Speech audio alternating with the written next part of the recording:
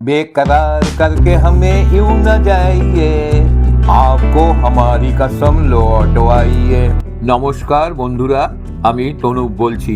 আপনারা যারা ভিডিওটা দেখছেন অবশ্য করেই চ্যানেলটা সাবস্ক্রাইব করে দেবেন। এই গানটি হিন্দি ছবি 20 সাল বাদ থেকে নেওয়া। এই 20 সাল বাদ সিনেমাটি তৈরি হয়েছিল স্যার আর্থার কোনান ডয়েলের দ্য হাউন্ড অফ বাস্কারভিলসের গল্প নিয়েও। 20 সাল বাদ ছবিটির প্রডিউসারও ছিলেন হেমন্ত মুখোপাধ্যায়। তার বম্বের বাড়ির নাম, প্রযোজনা সংস্থার নামও দিয়েছিলেন গীতাঞ্জলি পিকচার্স। পরিচালক ছিলেন বীরেন নাগ। সেই ছবিতে প্রথম চান্স পেয়েছিলেন বিশ্বজিৎ চট্টোপাধ্যায়। 20 সাল বাদ মুক্তি পেতেই হইচই পড়ে গিয়েছিল সারা ভারতে। ছবি নিয়ে নয়, গান নিয়েও হইচই পড়ে গেছিল। হেমন্তর সুরে 20 সাল বাদের গান লিখেছিলেন শাকিল বাদায়ুনি। আর এ ছবির জন্য আক্ষরিক অর্থে একটা ভূতে পাওয়া গান বানিয়েছিলেন হেমন্ত। গাইয়েছিলেন লতাকে দিয়ে, কহি দীপ জ্বলে কহি দিল। ফিল্মফেয়ার অ্যাওয়ার্ডে ফাংশনে সেবার এক চুলের জন্য বেস্ট মিউজিক ডিরেক্টরের খেতাব ফসকেছিল তার হাত থেকে। কিন্তু বেস্ট লিরিসিস্টের, বেস্ট ফিমেল প্লেব্যাকের সিঙ্গারের নজরানা জুটেছিল ওই গানটির বরাতে। কিভাবে অসুস্থ লতা মঙ্গেশকরকে গানটা রেকর্ড করিয়েছিলেন হেমন্ত, তা তো কিংবদন্তি হয়ে গেছে। সবে অসুস্থতা থেকে উঠেছেন লতা, গাইতে পারছেন না মাসের পর মাস। কিন্তু হেমন্ত মুখোপাধ্যায় ডাকতো আর উপেক্ষা করা চলে না। তার উপর লতা হেমন্তকে দাদা বলে ডাকতেন। দাদার হোম প্রোডাকশন বলে কথা। 3 মাসের বিরতি ভেঙে যেতেই হলো ফিল্ম সেন্টার স্টুডিওতে। রিহার্সাল শুরু হতেই বোঝা গেল লতার গলা আগের মতো কথা বলছে না। মুলতুবি করে দেওয়া হলো রেকর্ডিং। আবার একদিন বুক করা হলো স্টুডিও। এবারে আরও খারাপ হলো। কিন্তু হাল ছাড়লেন না হেমন্ত মুখোপাধ্যায়। 20 সাল বাদের জন্য একটা লেইট মোটিভ ভেবে রেখেছিলেন তিনি। লতার গলা ছাড়া সেটা একেবারেই দাঁড়াবে না। আবার স্টুডিও বুক করলেন। লতা এলেন। মনে মনে জানেন গলার যে অবস্থা, তাতে তো রেকর্ডিং দূরস্থান। কোনোদিন গাইতে পারবেন কিনা তাই অনিশ্চিত। ভেবেছিলেন অর্কেস্ট্রার সঙ্গে 2 বার রিহার্সাল দেবেন, তারপর বাড়ি ফিরে যাবেন।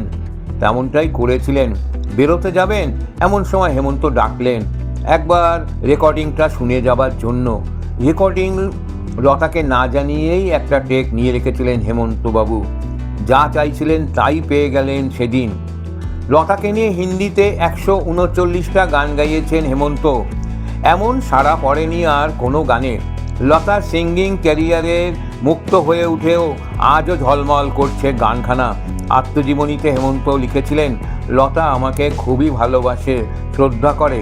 আমার প্রোডাকশানে প্রায় 11খানা ছবিতে ও যত গান গেয়েছে তার জন্য কখনো একটা পয়সা নেয়নি। জোর করে দিতে গিয়েছি তাতেও রেগে গিয়েছে। বলেছে, আমার নিজের দাদা হলে তুমি আমায় পয়সা দিয়ে অপমান করতে পারতে। এই হলো লতা। 20 সাল বাদে নিজের জন্য একটাই গান রেখেছিলেন হেমন্ত, বেকরার করকে হামে। 1989 27শে সেপ্টেম্বর তার প্রয়াণ সংবাদ যখন সারা দেশে ছড়িয়ে পড়ল, তখন দূরদর্শনে একটা গানই বারবার বাজিয়েছিল সারাদিন ধরে, বেকরার করকে হামে ইউ না যাইয়ে, আপকো হামারি কসম লৌটওয়াইয়ে। শুনতে শুনতে গাইতে গাইতে চোখের জল ফেলেছিল 3-4 প্রজন্মের অনুরাগী কুল। এর 25 বছর বাদে লোকসভা নির্বাচনে প্রার্থী হয়েছিলেন বিশ্বজিৎ নিউ দিল্লি কেন্দ্র থেকে। এই গানটাতেই তিনি বৈতরণী করেছিলেন। বঙ্গজ গায়ক ও নায়কের সর্বভারতীয় পরিচিতির অনিবার্য অভিজ্ঞান হয়ে উঠেছিল বেকরার করকে হামে, অর্থাৎ এই 20 সাল বাদের ছবির এই গানটি। এতক্ষণ ধরে আপনারা আমার কাছ থেকে 20 সাল বাদ সিনেমা তৈরির কিছু অজানা কাহিনী শুনলেন। এই সিনেমাটা প্রথমে বাংলায় তৈরি হয়েছিল 1951 সালে স্যার আর্থার কোনান ডয়েলের সাউন্ড অফ বাস্কারভিলের অনুকরণে। বাংলায় এর নাম ছিল জিঘাংসা। এই জিঘাংসা সিনেমারও সঙ্গীত পরিচালনা করেছিলেন হেমন্ত মুখোপাধ্যায় এবং চিত্রনাট্য পরিচালনা করেছিলেন অজয় কর এবং অভিনয়ও করেছিলেন বিকাশ রায়, মঞ্জু দে, কানু বন্দ্যোপাধ্যায়, কমল মিত্র প্রভৃতি। এই জিঘাংসা সিনেমাটা বাংলায়ও ভালো চলেছিল। তারপর এটা নিয়ে হেমন্ত মুখোপাধ্যায় হিন্দিতে করার কথা ভাবেন এবং হিন্দিতে বীরেন নাগের পরিচালনায় 20 সাল বাদ তৈরি করেন। সেটা তো একটা স্মরণীয় ছবি হয়ে রয়েছে। আজও। এই ভিডিওটা দেখলেন, অবশ্য করে লাইক শেয়ার করে দেবেন এবং কিছু বলার থাকলে অবশ্যই কমেন্ট বক্সে লিখে জানাবেন। নমস্কার।